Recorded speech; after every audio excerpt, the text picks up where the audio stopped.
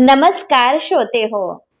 तुम्ही ऐकत आहात भाग्यविधाता भाग 40. आरोही आपल्या रूम मध्ये आली आणि मोठमोठ्याने रडायला लागली. विश्वजित भेटल्यापासून आरोही स्वतःला नशीबवान समजत होती, पण खंडूने पुन्हा तिच्या आयुष्यात विष कालवलं होतं. जर वेळीच खंडूला पैसे मिळाले नाही तर तो जान्हवीचा खून करायला कमी करणार नव्हता. त्यात तिने विश्वजितची फसवणूक केली तर विश्वजित तिला जिवंत सोडणार नव्हता. म्हणून आरोही धर्मसंकटात सापडली होती. दरवाजा उघडण्याचा आवाज आला तशी आरोही घाबरली. तिने दरवाजाच्या दिशेने पाहिलं तर विश्वजित आतमध्ये आला होता. त्याने रागात तिचे केस ओढले तशी आरोही बेंबीच्या देठापासून ओरडली, तू जाणून बुजून मला त्रास देत आहेस ना? विश्वजितने आणखी जोर वाढवला. तुम्ही समजता तसं काही नाही, प्लीज सोडा, मला त्रास होत आहे. आरोहीचे डोळे भरले होते. तू माझ्याबद्दल काय विचार करतेस याच्याशी मला काहीही देणं घेणं नाही, पण यापुढे मला विचारल्याशिवाय एक जरी पाऊल उचललं तर लक्षात ठेव. विश्वजितने तसंच तिला बेडवर ढकललं. समजता काय तुम्ही स्वतःला? हा, मी तुमच्या हातातील खेळणं नाही.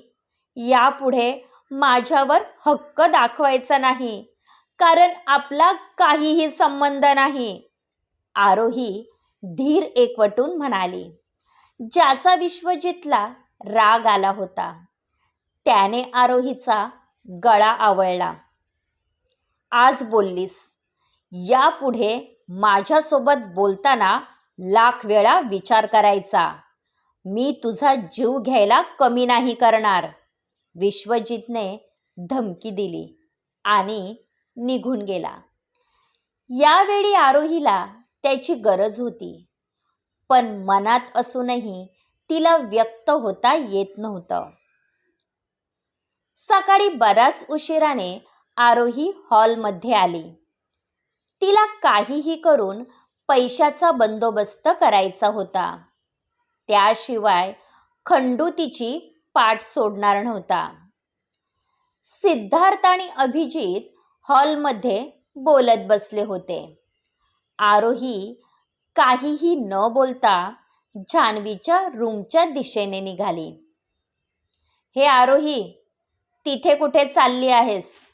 जान्हवी रूममध्ये नाही, अभिजितने सांगितलं. कुठे आहे जान्हवी? आरोहीने विचारलं. मॅडम गार्डनमध्ये बसल्या आहेत.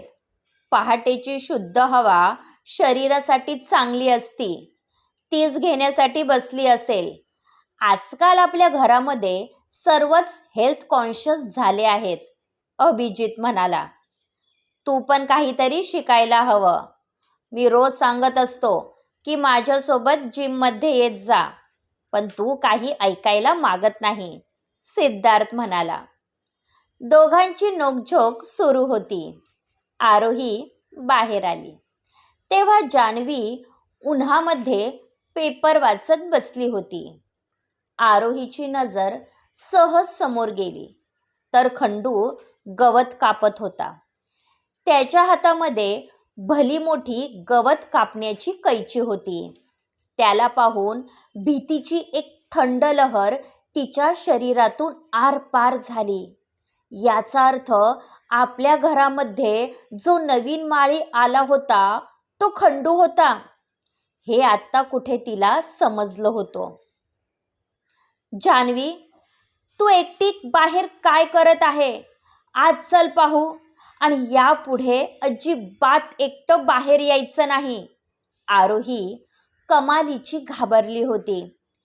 रिलॅक्स आरोही, तुला काय झालं आहे?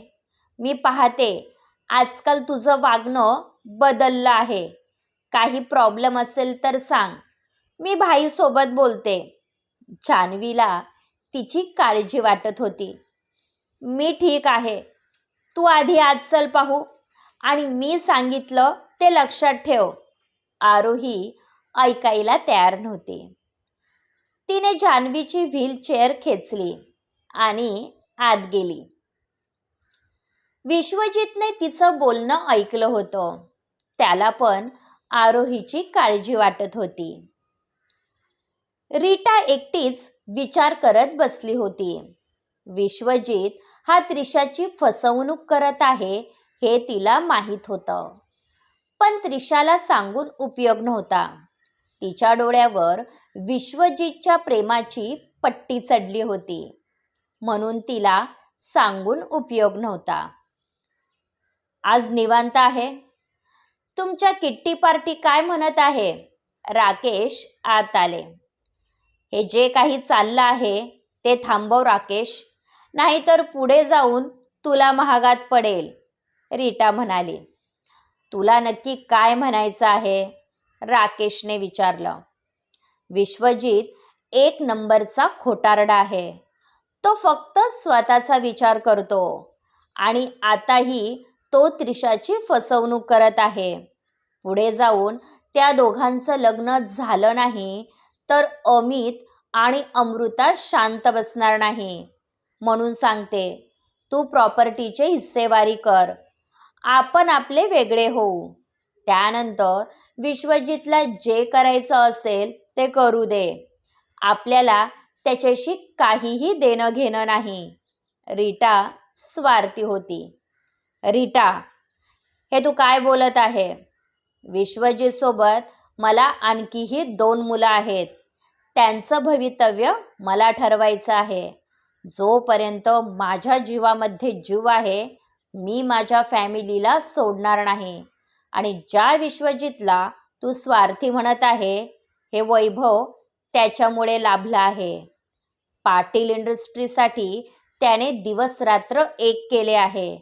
म्हणून या प्रॉपर्टीवर त्याचा अधिकार आहे आणि हा माझा अंतिम निर्णय आहे. राकेश आपल्या निर्णयावर ठाम होते. तुला कसं समजत नाही राकेश? त्याचे आरोही सोबत अनैतिक संबंध आहे. मी कितीतरी वेळा विश्वजितला तिच्या रूममध्ये जाताना पाहिलं होतं. अशामध्ये त्याचं त्रिशासोबत लग्न करण्याचा निर्णय मला पटत नाही. त्यामुळे दोन्ही फॅमिलीचे संबंध बिघडतील, जे आपल्याला परवडणार नाही. त्यापेक्षा तू आरोहीला घराबाहेर हाकलून दे, म्हणजे परिस्थिती आटोक्यात येईल. रीटाच्या म्हणण्यात तथ्य होतं. जोपर्यंत मी स्वतःच्या डोळ्यांनी पाहणार नाही, मी कोणत्याही निर्णयापर्यंत पोहोचणार नाही. म्हणून शांत राहायचं. तू वेळीच आईचं कर्तव्य पार पाडलं असतं तर मला बाहेरच्या लोकांवर विसंबून राहावं लागलं नसतं. मी लग्नाआधीच तुला सांगितलं होतं की तुला जान्हवीची आई व्हावं लागेल, पण तू सावत्रपणा दाखवला. हेच कारण आहे तू विश्वजितच्या मनातून उतरली आहे. राकेशने खडे बोल सुनावले. पण त्यांना हे माहीत नव्हतं की रीटाने फक्त पैशासाठी लग्न केलं होतं. विश्वजितला आरोहीची काळजी सतावत होती. तिच्या चेहऱ्यावर असलेली भीती खूप काही सांगून जात होती. आरोही आपल्यापासून काहीतरी लपवत आहे हे त्याने ओळखले होते, जे त्याला शोधून काढायचं होतं. बॉस, समशेरा एका माणसाला घेऊन आत आला. हा माझा खास मित्र मुन्ना आहे. एखाद काम हाती घेतलं तर पूर्ण केल्याशिवाय राहत नाही. तुम्ही डोळे झाकून त्याच्यावर विश्वास ठेवू शकता, समशेराने माहिती दिली. विश्वजितने ड्रॉवरमधून आरोहीचा फोटो काढला आणि त्याच्या समोर फेकला. या मुलीवर लक्ष ठेवायचं. ही काय करते, कोणाला भेटते, हिच्या प्रत्येक मुवमेंटची खबर मला हवी आहे. काहीही संशयास्पद आढळलं तर मला सांगायचं. फक्त या कानाची खबर त्या कानाला होता कामा नये. विश्वजितने सांगितलं. यस बॉस, तुम्ही निश्चित राहा. मुन्ना बाहेर निघून गेला. तुम्ही म्हणत असाल तर मी माझ्या पद्धतीने चौकशी करतो. समशेराला काळजी वाटत होती. तू आरोहीचा पाठलाग केला तर तिला संशय येईल, म्हणून आपल्याला खबरदारी घ्यायला हवी. त्या रात्री आरोही कुठे गेली होती हे आपल्याला शोधून काढायचं आहे, कारण त्यानंतर आरोही घाबरलेली वाटत होती. विश्वजितने बरोबर ओळखले होते, म्हणून त्याला काळजी वाटणं स्वाभाविक होतं. विश्वजितचं वाढत प्रेम पाहून त्रिशा हुरळून गेली होती. तिने आपल्या भावी आयुष्याची बरीच स्वप्न रंगवली होती. आपण किती नशीबवान आहोत याची प्रचिती तिला आली होती.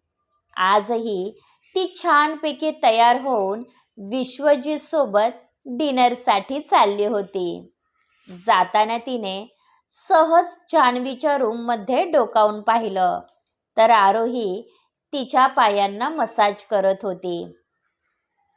हाय आरोही, बरं झालं तू भेटलीस. मी विश्वजित सोबत डिनरसाठी चालली होती. विचार केला तुला सांगून जावं, त्रिशा म्हणाली. तसा आरोहीचा चेहरा पडला. तुला जिथे जायचं आहे तिथे जा, आम्हाला इंटरेस्ट नाही, जान्हवी चिडून म्हणाली.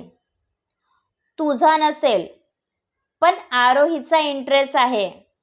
हो ना आरोही, मला तुझी क्यू येते आरोही. म्हणजे बघ ना, जेव्हा विश्वाला गरज होती त्याने तुझा मनसोक्त उपभोग घेतला आणि आता मन भरल्यानंतर तुला टिश्यू पेपरसारखं फेकून दिलं. तुझ्यासारख्या गरीब मुली या फक्त टाइमपाससाठी असतात, हे लक्षात ठेव. तू लायकीपेक्षा मोठी स्वप्न पाहिली म्हणून आज तुझी अशी अवस्था आहे, त्रिशा कुस्ती हसत म्हणाली आणि बाहेर निघून गेली. विश्वाभाईने हिला जास्तच डोक्यावर चढवली आहे, पण एक दिवस हिला हिची खरी जागा समजणार. पण त्याआधी मला विश्वाभाई सोबत बोलायला हवं. त्यांचे तुझ्याप्रती असलेलं वागणं चुकीचं आहे, जान्हवी म्हणाली.